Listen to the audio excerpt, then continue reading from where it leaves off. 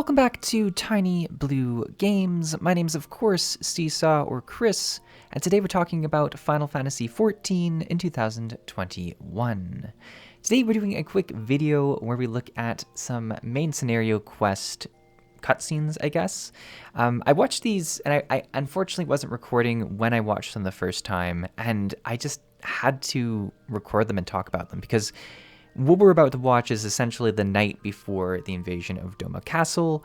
For those of us interested, we are probably going to be doing the Doma Castle dungeon in the next live stream, which I'm thinking we'll do the weekend of December 17th, so probably the next Saturday, but I will have a post in the community section about that, so if you're interested, stay tuned.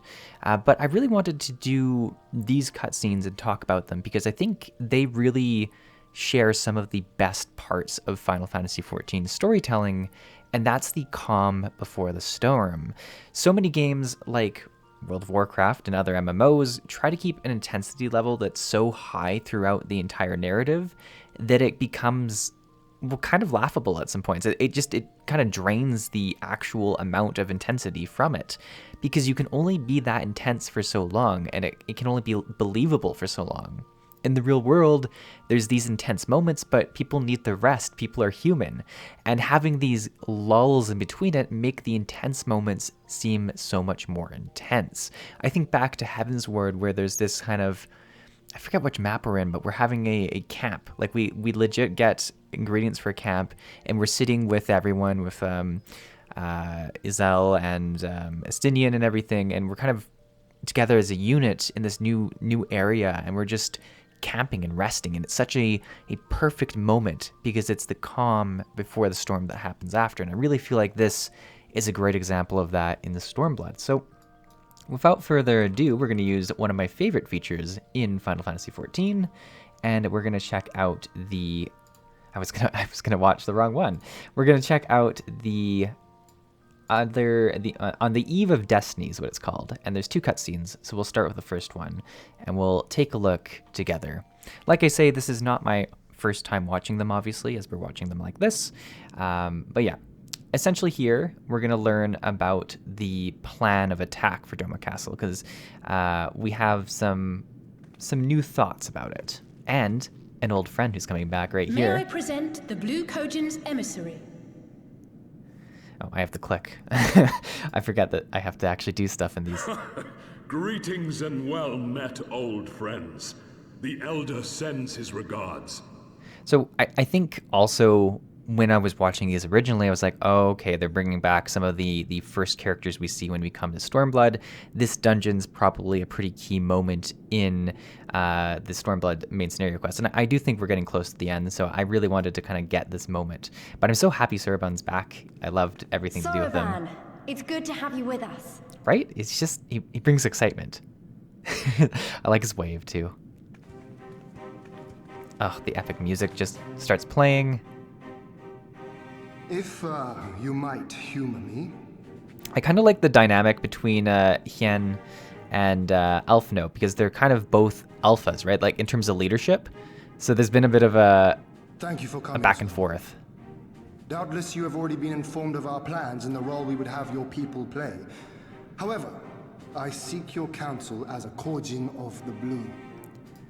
I just love that we involve so many cultures in this story. Be it by spell or siegecraft, could your forces destroy the underwater foundations of Doma Castle's outer wall?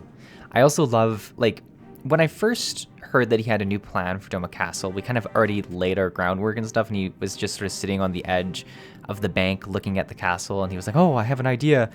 And now that I hear the plan and everything, it makes so much sense because it's how it would happen in real life. You'd be looking at the wall and you'd be like, wait a second, what if we did this? And it felt very rushed initially. I was like, wait, didn't we already have a plan? Are we just going to run over Elfno? But no, this makes so much sense. It feels so organic, the way they do things in this game. Explosives coupled with a few incantations. Yes, that might produce sufficient force. Such a thing could indeed be done. Could indeed be done. I love how he speaks too. Then I wish to revise the plan. Instead of assisting the Confederacy in securing the Enclave, I would have the Kojin advance upstream beneath the water and breach a segment of the outer wall.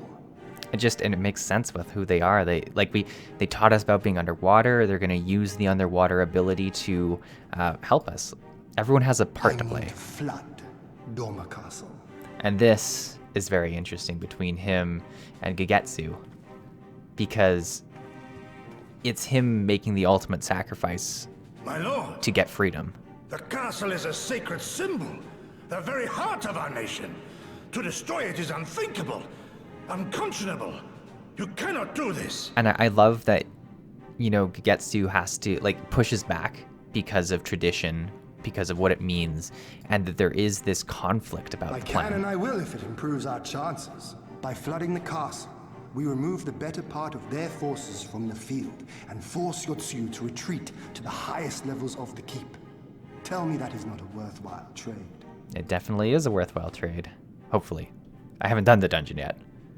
But my lord, Maybe I drown. that castle was entrusted to you by your father and his father before him. I say to you again, it is the heart of our nation. Stone walls do not a nation make, my friend. Her people do. And as long as we yet live, we can rebuild. We can rebuild. Well, and that's I think people, this is such a general statement, but it's so true. If something gets destroyed, even in small scale things, this is obviously a war that we're talking about here, but in your life, possessions can get rebuilt. It's oftentimes bigger things that matter more, and I think it's difficult to separate that sometimes. So let us only think of this battle, of victory here and now. For without that, we have no future. Ugh, it's such a good speech. I think it's really him coming back into his place as the leader too, right? Because he's kind of been working his way back in. You are resolved, Lord Hian, and I would not presume to gainsay your decision. I will inform the Elder of your revised stratagem and instruct our sappers to make ready. I like how Sorbonne's mouth doesn't really move when he talks. He just kind of moves his head up and down. Our preparations are all but complete. Once we receive word from our Kojin allies, we shall set our plans in motion. We shall fight, and we shall prevail. We shall prevail. And then everyone nods. It wouldn't be Final Fantasy XIV without everyone nodding. I like how it kind of leaves us in the middle too. Just a nice close-up. Yeah, so that's the first cutscene. I think that one does a really good job of setting the stage. It feels super epic. And then it's this second one, really, that is the calm, right? Because that sets up excitement, anticipation, and then you get this cutscene. And it's just so beautiful. Because it's so true. It would be so hard to sleep on a night before you think, essentially, everyone could die. I mean, I have no personal experience. I was just, well, they threw me out, actually. Told me I needed to get some sleep. Ready for the big day. They threw me out. It's interesting that they threw her out, but everyone else is welcome to sit and stay up. But anyways, Lisa's pretty intense sometimes, so I kind of get that. She's probably punching the wall. Not long now, eh? I'm nervous, of course, but I also feel like I didn't know where I was going, but maybe finally. It's been very interesting because she's essentially been the narrator throughout this expansion, which is one of the things I've loved about these expansions. And it's just interesting to see her character grow throughout it. And I definitely have more appreciation for her as a character than I did at the very start of the expansion. And I think that was so true of Iselle, as well as Estinian, really. I was lukewarm to them at the start, and most of that was because I felt like I had finally learned who all the Scions were at the end of A Realm Reborn, and then they were taken from me, and I was like, wait, I have to learn about new characters, and you get over that, and then you're like, oh wait, these characters are awesome, and you develop feelings. So, and I mean, I guess Lisa's also technically was part of the Scion, so she's not necessarily a new character, but this side of her is new. Something's gonna change, you know? really, really change. And when the dust has settled, we'll see what we've won and what we've lost. What we've lost. This is, and we'll talk a bit more about this when we get into kind of the next room of the scene, but I without watching, I think Hien's gonna die in this I'm part. going to give it my all tomorrow. Everything I've seen and felt, I won't let it be for nothing. Although Lisa may die too. I have no idea. I think that's the best part about these expansions too. And I'm just gonna, this is pretty much a sappy video of me giving compliments to Final 14. Our Final Fantasy 14. But I actually believe pretty much anyone could die tomorrow. Except for probably my character, Alphino, Ysel, wait, not Ysel, Elise probably won't die either. I don't think the twins will die. I don't think Sid will die. But there's a few people who could die tomorrow. I say tomorrow, Right. but like I Off to say, bed. Saturday. Don't want to overdo it, and Next neither should Saturday. you. Oh, but before you sleep, you should look in on Alphino and Alize. Quietly, of course. This seemed like a really weird line because it sounds like go look in like their bedroom and just see like the twins like just huddled together or something, which I mean essentially we're gonna see them passed out at a table, but it seemed like a weird line at first. I was like, wait, what? Do we just spy on each other while we sleep in this place? But it's cool. I mean, ish. We're still kind of spying on people while they sleep, but they are doing it in public, so I feel like that makes it like, yeah, there you go. There's a lot of people sleeping in public, and I mean this is like kind of like a tunnel that we're all in. Another restless soul. Come, come. Raise a glass to freedom. So we'll talk about this scene in a second, but the other part I wanted to mention with Alphino and Alize, we've kind of seen them bond and fix their relationship over the story from, you know, obviously whenever we introduced both of them till now. It's been a long journey of them repairing that relationship. And I feel like so many other games would have just all of a sudden snapped their fingers and been like, oh, they're friends now, by the way. And not to say they weren't friends, but there was a lot of complication, and there still is complication, even to the day, but they're a lot closer. And we've seen all these different events that have helped to do that. Obviously, a lot of the main scenario quest, there's the binding of Bahamut, or the coils or whatever, that they play a lot together. So there's a lot that brought them together, and I really appreciate that. But yeah, so we're gonna hang out with Hien and Gegetsu. These are probably my favorite characters of the expansion so far, so I think this is really cool. Good. Good. I should be interested to know his thoughts on the matter. And Gegetsu definitely seems like someone who would get drunk the night before a battle, so I appreciate this as well. That's enough, Gosetsu. You'll not convince anyone with your drunken ramblings. Your drunken ramblings. We've talked about this, all of us. We are flooding the castle tomorrow, and that's the end of it. I also appreciate that Gezetsu still doesn't approve of flooding the castle, but he's a good enough soldier that he, you know, like he's like, this is what my lord wants to do, so I'm going to do it. I know. I accepted your decision, and I do not intend to go back on my word. Nevertheless, as the battle draws near, I cannot help but recall our many travails, and it fair compels me to speak. Which is good. I like how small the cup he's drinking from looks in his hand, too. It's not even the cup, he's taking it right from the bottle. In all my time serving as a leader of men, there are two failures which haunt me to this day. He could die as well. Like, it would be, I don't know. Because he's about to talk about his failures of protecting Lord Han and his father, and he might sacrifice himself. I would not be surprised if that happens, and I'm going to be real upset. The first, but also happy, a because it's a good defeat story. at the hands of the Empire 25 years past, and the subsequent imprisonment of your father. This is just such a good, like, comfy moment.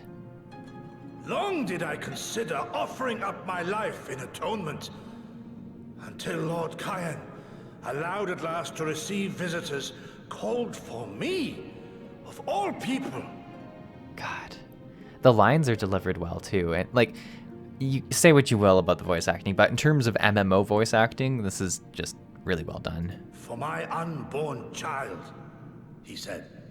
For my dearest Shun, live. The atmosphere is so great too. My second failure, of course, was the betrayal of that self-same command. When in the rebellion I failed to protect not only Lord Cyan, but Lord Hien too. Yeah, I wouldn't be surprised if he sacrifices himself tomorrow to protect him. And, like, I would be super sad to lose Kagetsu as a character, but I think as a story for his character, that would be a nice resolution as well. He seems pretty ready to give it all up. We've seen throughout this entire story. Having known such disgrace is an affront to the Kami themselves. So good.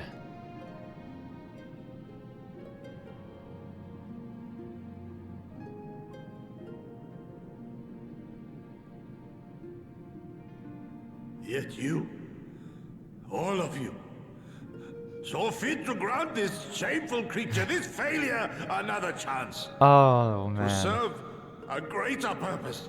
God, he's got so much self-hatred, so much self-doubt. Like, it's just such raw emotions here. Thank you for pitying an old fool.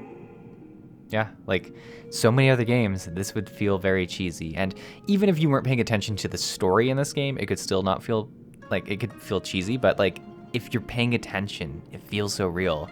The music feels real. The fact that there have been these lows before makes it feel more real.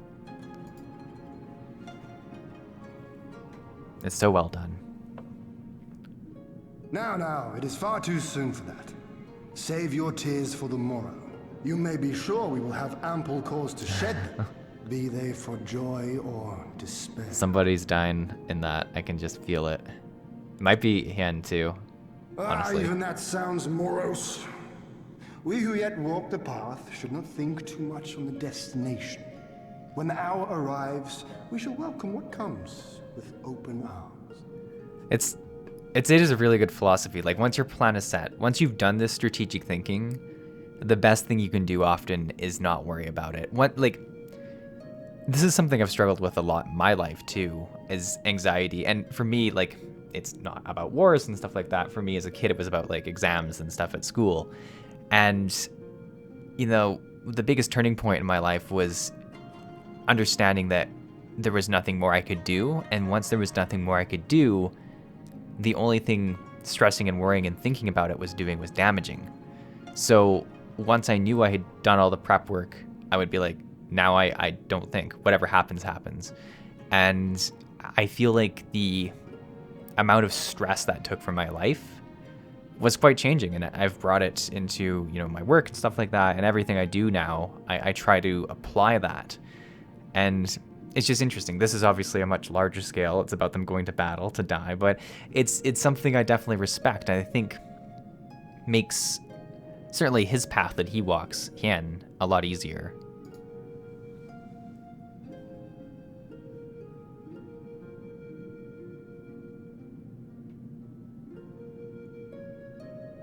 He is right about one thing, though. We have you and yours to thank for this chance. All And there we debts go. will be repaid. On that you have my word. But first we must live past tomorrow. First, we must no? live past tomorrow. I mean, I'm pretty sure we're gonna live, so that's something. If you've no intention of sleeping, Yugiri, you may as well join us. Like how she's just spying. I also like that Yugiri gets brought into this because she's such a core to this group as well, right? I kind of feel bad that she felt like she had to listen like that, but... Forgive me, my lord. I did not mean to... if that is your will. But people cope with, like, nerves, and she's has such a complicated situation kind of being reintroduced to her lord, and, like, I don't know. I think it was a good move to have her kind of like that. I'm just happy they're bringing her into this final discussion before the fight. Because she could die too. I don't know. Anyone could die. That's it. anyone could die, and I'm excited to see who. But yeah, both of those cutscenes were absolutely fantastic. I love them. I love the fact that I could rewatch them. I can't compliment this feature enough, because when I was done and I was like, oh my goodness, I didn't record those, I was like, wait, I can probably go watch them somewhere else.